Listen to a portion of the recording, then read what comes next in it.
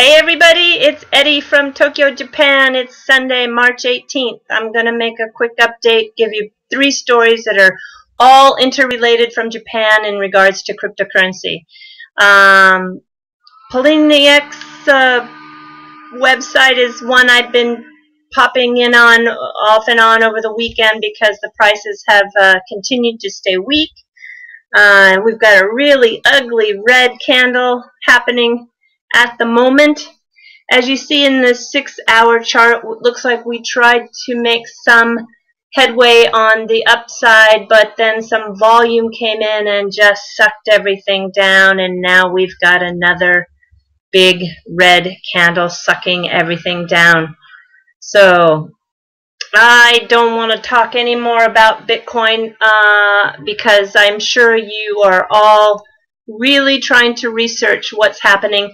I just have one thing to say, and that is it's not just one story out there. It's not because Google decided to ban cryptocurrency ads, because they also included the binary options in that ban. And you know, I'm not for these big entities like Facebook and Google to tell us what we can and cannot see, but it is what it is, and I think that there are a lot of scammy ICOs, and so, you know, until that area gets cleaned up, I don't think we're going to be able to see those ads appear anytime soon.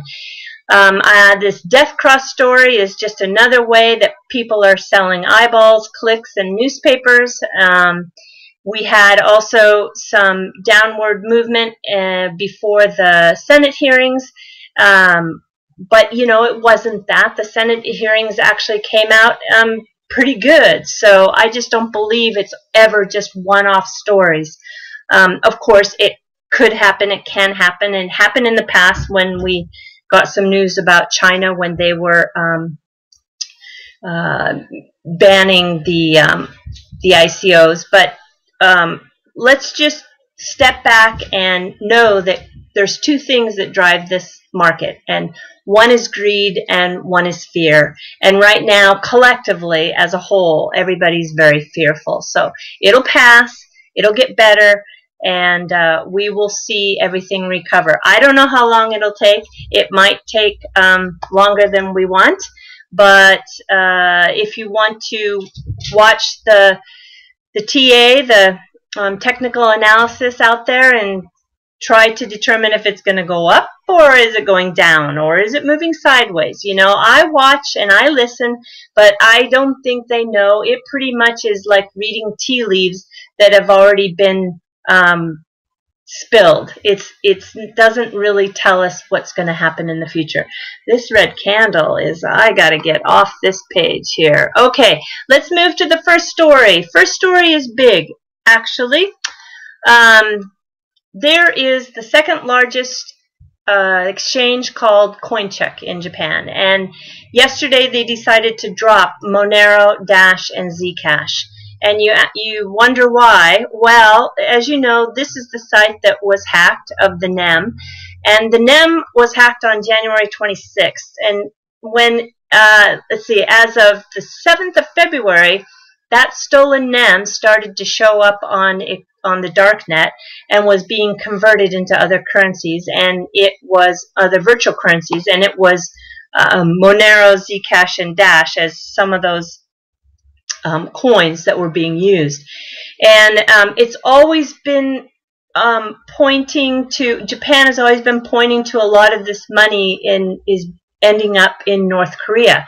And you have to understand the relationship with North Korea and Japan. It's long, it's sticky, it's emotional, it's complicated, and I'm not going to go into detail because this is not the place in a 5-minute video to talk about this kind of a situation. But you need to know that during the 70s and 80s, North Korea was abducting Japanese, and they were bringing those abductees back to Pyongyang so that they could be educated and better spy and infiltrate into Japan. And those many of the abductees never made it back home, and there's been a great effort by the government and families and friends to try to get these people back. One of them was only 13 years old. So you have to understand that when those types of things are assumed, then it's very scary for Japanese to think that this cash is ending up in this rogue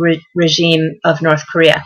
So that brings me to the next story, which is the G20. That starts tomorrow in Buenos Aires. And Japan is proposing the G20 to take action and stop cryptocurrency-related money laundering. So now I understand, in relationship to the previous story, this is a big deal. And I don't know how much of an impact or how much of a voice Japan is going to have among the G20, but they are going to try to push some global efforts through, and you have to be aware that this is probably not a good thing for the coins that have anonymity. All right, so the last story that I want to talk about is about the scandal. And why does that matter? Because Asotaro, who is the Japanese finance minister, he is also at the top of the FSA, the Japan's financial service agency. They are the ones that took an active role in the CoinCheck situation, but also they have taken a very strong role in trying to, a little heavy-handed, to try to get the standards of safety up to par to protect the users of the exchanges in Japan. So I'm not for government intervention, but in the case of Japan, some of these exchanges were not operating safely, and as you know, we also endured the Mt. Gox hack. So this is very sensitive and very touchy, and Asotaro has been actually pretty good at allowing the cryptocurrency space to evolve naturally and organically, and he's taken kind of a hands-off approach, which has made Japan a very cryptocurrency-friendly nation.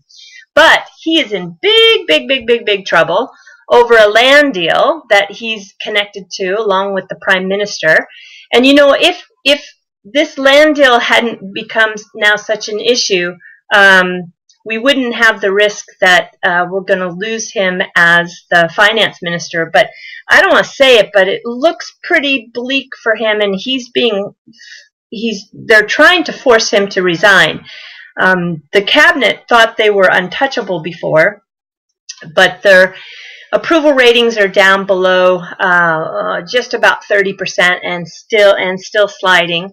So, you know, if Asotaro is going to be removed from that position, it's that whole fear factor again. We don't know who's going to step in, and we don't know then, are they going to sway in another direction when it comes to the cryptocurrency space. So, you know, we need to watch the scandal, we need to watch the G2 summit, and we need to be aware that these coins that have anonymity might be a target.